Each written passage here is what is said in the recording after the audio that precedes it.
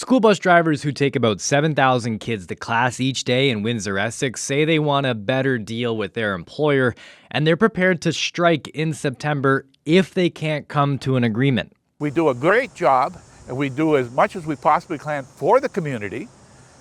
And all we want now is a fair contract. That's all we want.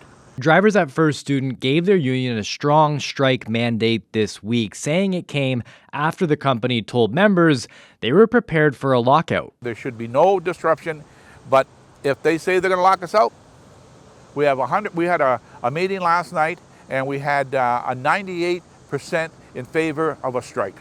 So we are united, and we are going to stand together, and we'll work on that. First Student says a lockout is a possibility, but prefer a deal without disruption. They're one of 4 companies that run bus lines across Windsor-Essex, primarily running routes in Windsor and LaSalle, serving all 4 school boards. The collective agreement expires August 31st. A spokesperson for First Student says a legal strike could not happen until September 12th.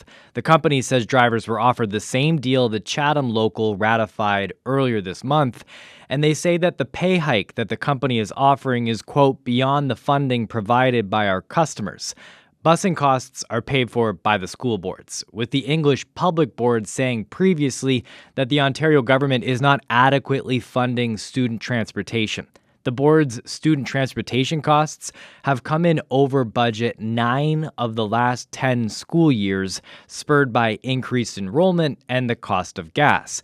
Last year, it was nearly $3 million over budget.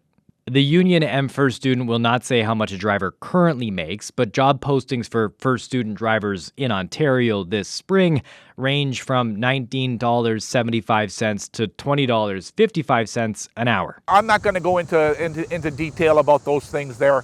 All I'm saying is that we want to sit down and talk to the company and work something out.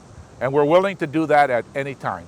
Parents can figure out what line their kids use by visiting buskids.ca, and they can check out the bus planner on the site. The group that oversees school buses in Windsor-Essex says they'll also be reaching out to parents next week with more information about potential labor action if no deal is reached. There hasn't been labor action involving school bus drivers in Windsor-Essex in more than 20 years. Chris Ensing, CBC News, Windsor.